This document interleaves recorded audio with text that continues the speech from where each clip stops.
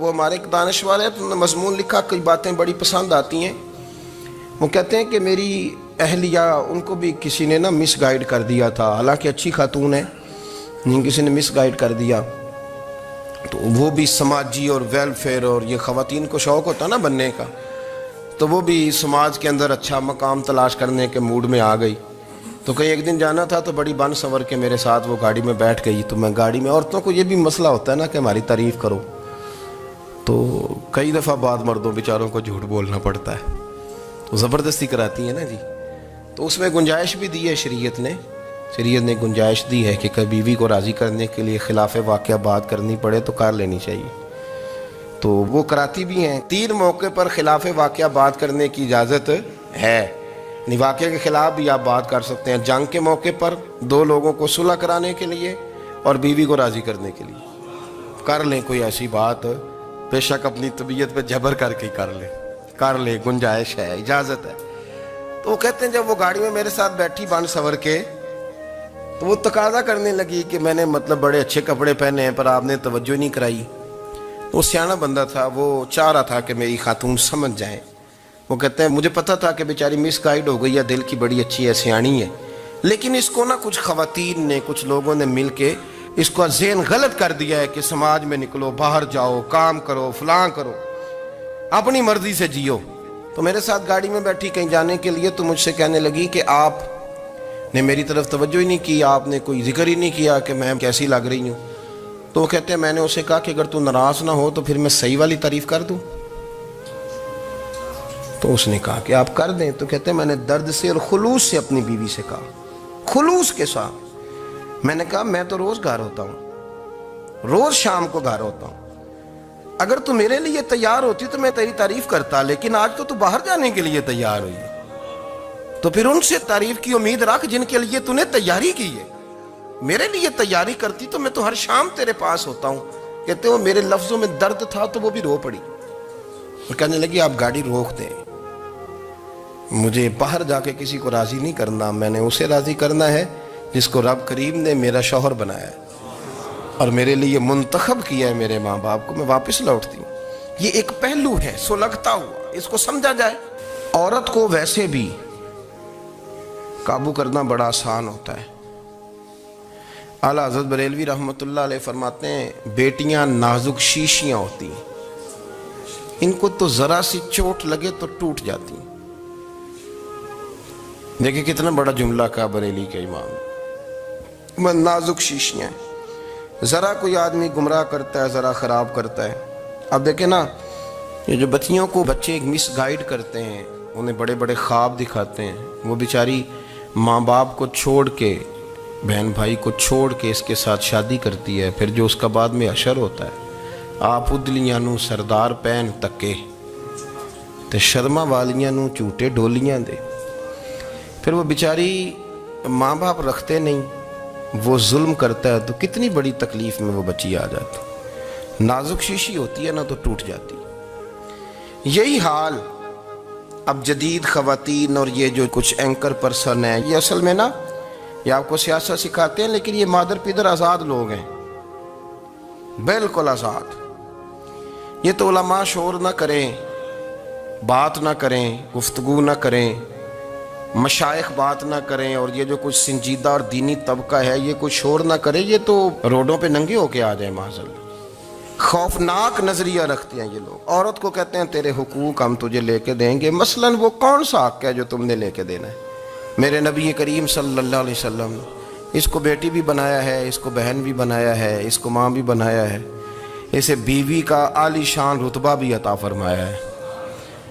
اور چونکہ بیٹی کا بھی حق بڑا بیان کیا جاتا ہے، بہن کا بھی، ماں کا بھی، اور بیوی کے معاملے میں لوگ سمجھتے ہیں کہ زیادہ بات نہیں کرنی چاہیے، شاید مسئلہ خراب ہو جائے۔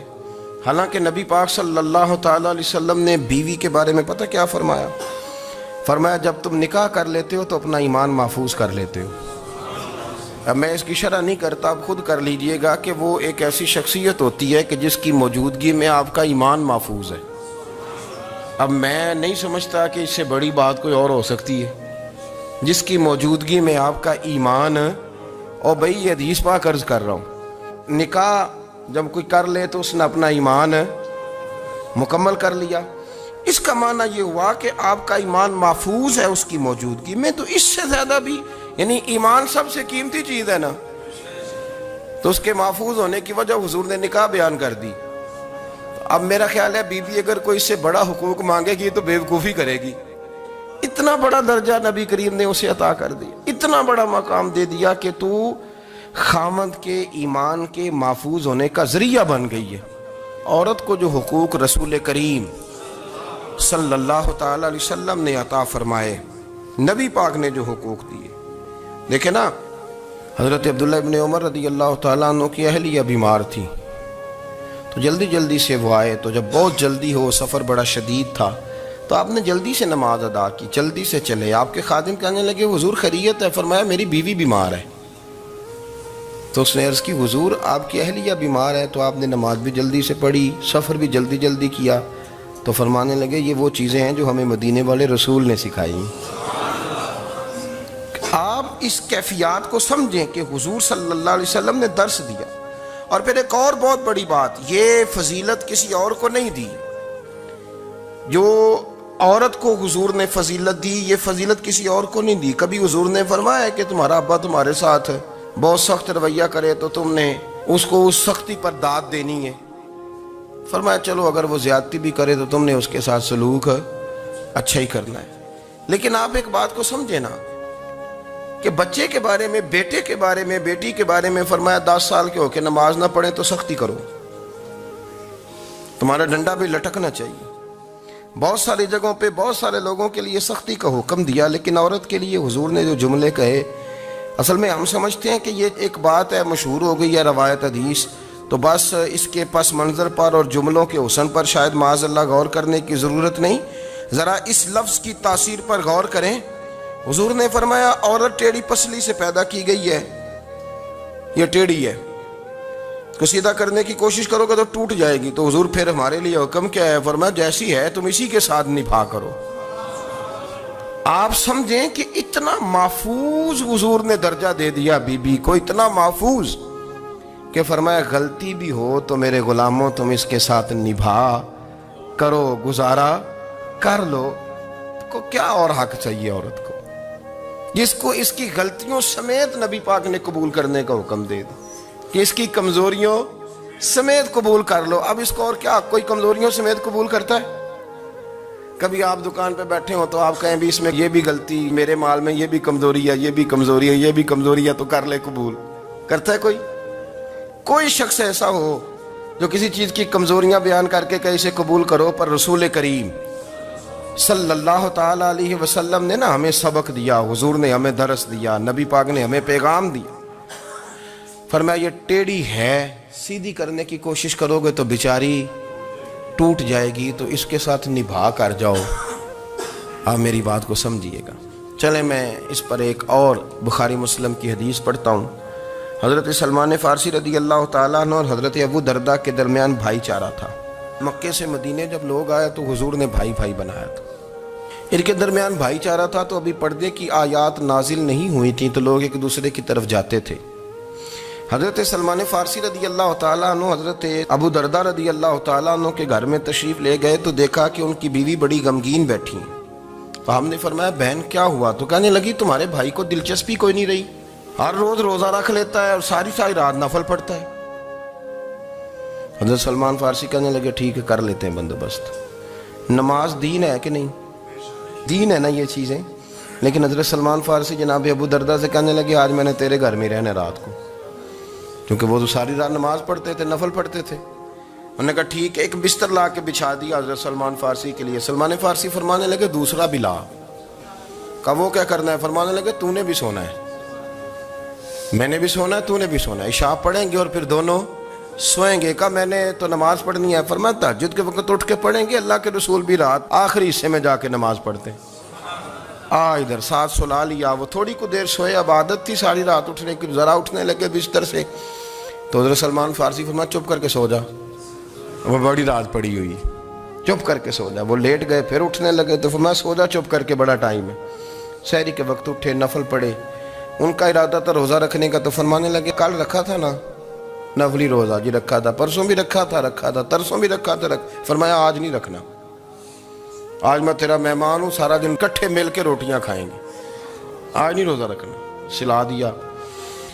اب حضرت ابو درداء رضی اللہ تعالیٰ عنہ کہہ تو کچھ نہ سکے، پر کہنے لگے سلمان تم پتہ ہے تم کیا کر رہے ہو، نہ تم نے مجھے رات اٹھ کے زیادہ نفل پڑھنے دیے، سویرے روزہ نہیں رکھنے دیا۔ تو حضرت سلمان فارسی کہنے لگے کوئی لمبی بات تو نہیں نا، چلتے ہیں نا ابھی فجر میں مسجد نبی میں، تو نبی پاک کو بتاتے ہیں سرکار دو عالم علیہ السلام کی خدمت میں تو اپنی بات کرنا، میں اپنی کروں گا، حضور نتیجے کا اعلان فرما دیں گے، بات طے ہو جائے گی۔ حاضر خدمت ہوئے، عرض کی یا رسول اللہ صلی اللہ تعالیٰ علیہ وسلم یہ ساری رات نفل پڑھتے ہیں، ہر روز روزہ رکھتے ہیں، ان کی اہلیہ غمگین بیٹھی ہیں، حکم فرمائے۔ تو نبی پاک صلی اللہ علیہ وسلم نے فرمایا پھر ہوا کیا؟ یا رسول اللہ میں نے رات سلایا ہے، سحری میں اٹھایا ہے، سویرے روزہ نہیں رکھنے دیا۔ نبی پاک نے فرمایا سلمان فارسی نے ٹھیک کیا، سلمان فارسی نے ٹھیک کیا۔ پھر حضور نے فرمایا، نبی کریم نے فرمایا ابو درداء تیرے اوپر اگر اللہ کا حق ہے، اس کے رسول کا حق ہے، دین کا حق ہے، تو فرمایا تیری آنکھ کا بھی تیرے اوپر حق ہے، تیرے وجود کا بھی تیرے اوپر حق ہے۔ یہ حضور نے فرمایا تیرے بچوں کا بھی تیرے اوپر حق ہے، تیری بیوی کا بھی تیرے اوپر حق، اس حق کو بھی سمجھے۔ حقوق اللہ بھی ہیں، پر تیری آنکھ کا بھی تیرے اوپر، کیا مانا کہ تیری آنکھ سونا چاہتی ہے تو اسے سلا بھی، تیرے وجود کا بھی تیرے اوپر حق ہے، تو تیرا وجود آرام کرنا چاہتا ہے تو اسے آرام بھی کرا۔ اور پھر وہاں نبی پاک صلی اللہ علیہ وسلم نے فرمایا میں تم سب، سننا یہ لفظ حدیث کے، حضور نے اسی موقع پر فرمایا میں تم سب سے زیادہ اپنے رب کو جانتا ہوں اور میں تم سب سے بڑھ کر اپنے رب سے ڈرتا ہوں۔ حضور فرمانے لگے میں روزہ بھی رکھتا ہوں، افطار بھی کرتا ہوں، یعنی کبھی رکھتا ہوں اور کبھی نہیں رکھتا۔ فرمایا میں نفل بھی پڑھتا ہوں اور اپنی بیویوں کو وقت بھی دیتا ہوں۔ سرکار مسجد میں بھی آتے تھے، نواسوں کے ساتھ کھیلا بھی کرتے، ان کے ساتھ پیار بھی کرتے۔ تو اتنے بڑے حقوق حضور نے بیان فرمائے عورتوں کے کہ تمہاری بیوی کا بھی تمہارے اوپر۔ لو ایک حدیث بخاری کی اور یہاں بیان کر دیتا ہوں۔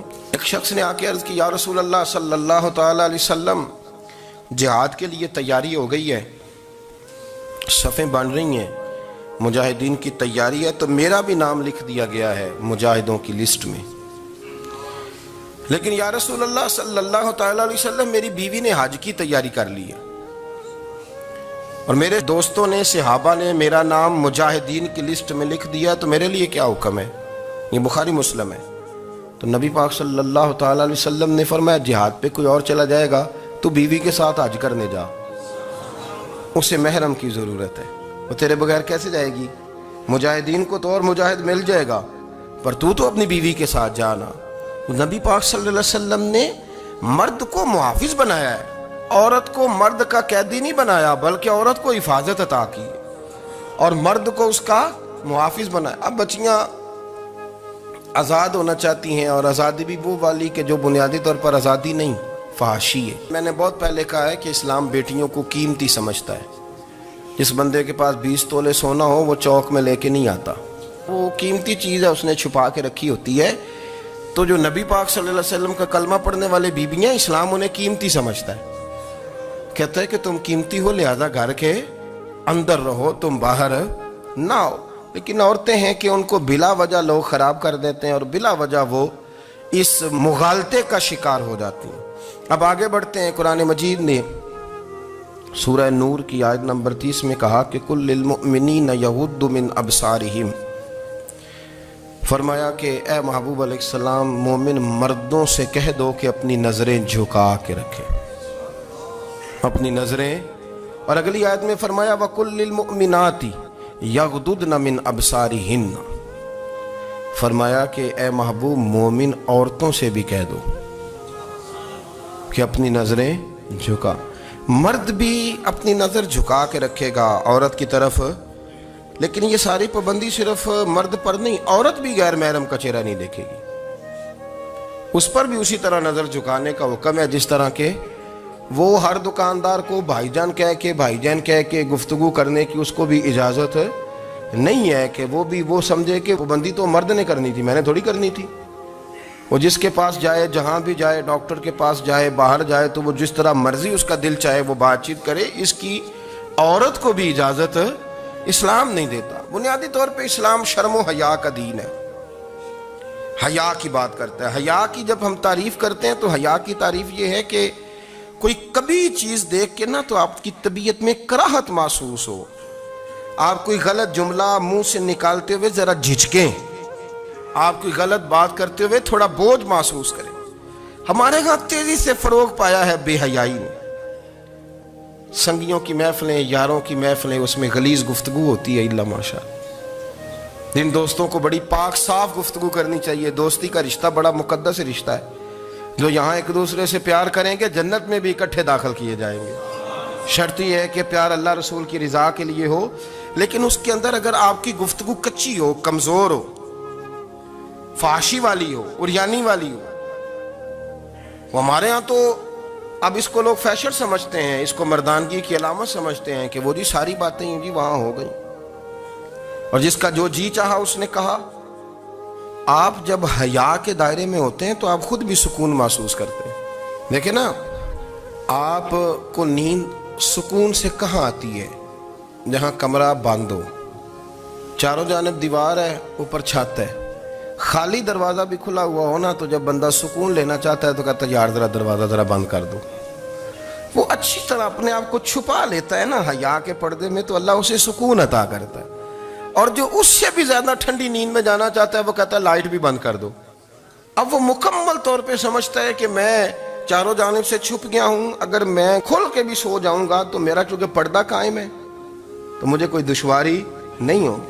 آپ جب چھپ جاتے ہیں، جب آپ حیا کے اندر سمٹ جاتے ہیں، جب آپ چادر کے اندر آ جاتے ہیں تو آپ بہت ساری جگہوں پہ آسانی محسوس کرتے ہیں۔ تو حیا تو آپ کو سکون دیتی ہے، حیا تو دل کو راحت دیتی ہے۔ میں بڑی ذمہ داری سے بات عرض کرتا ہوں، قرآن مجید نے نا ایک مقام پہ مذاق کو، ایک مزاح ہوتا ہے خوش طبی، وہ نہیں، مذاق اڑانا، قرآن پاک نے نا مذاق کو ایک جگہ پہ جاہلوں کا طریقہ بھی قرار دیا ہے۔ بنی اسرائیل کے لوگوں سے حضرت موسیٰ نے کہا کہ گائے ذبح کرو اور ایک ٹکڑا مقتول کو مارو، زندہ ہو کے خود بتا دے گا مجھے کس بندے نے قتل کیا۔ تو کہنے لگے آپ ہمارے ساتھ مذاق کر رہے ہیں۔ تو قرآن مجید کہتا ہے کہ حضرت سیدنا موسیٰ علیہ السلام فرمانے لگے اعوذ باللہ ان اکون من الجاہلین، فرمانے لگے میں اللہ کی پناہ مانگتا ہوں کہ میں جاہلوں میں سے ہو جاؤں۔ یہ مذاق کرنا تو جاہلوں کا طریقہ ہے۔ اگر آپ کی زبان سے بے حیائی کا جملہ نکل گیا، اگر آپ کی زبان سے بے حیائی کا جملہ نکل گیا، آپ نے کہہ دیا کہ ہم آزاد لوگ ہیں، جو مرضی کریں گے، جو مرضی کہیں گے، جو ہمارا دل میں آئے گا کریں گے، تو پھر تو لوگ آپ کا وہ حشر کریں گے کہ آپ سے برداشت ہی نہیں ہوگا۔ جس کا لوگ مذاق بنا لیتے ہیں اور جو مذاق بن جاتا ہے پھر اسے کچھ جینے دیتا ہے۔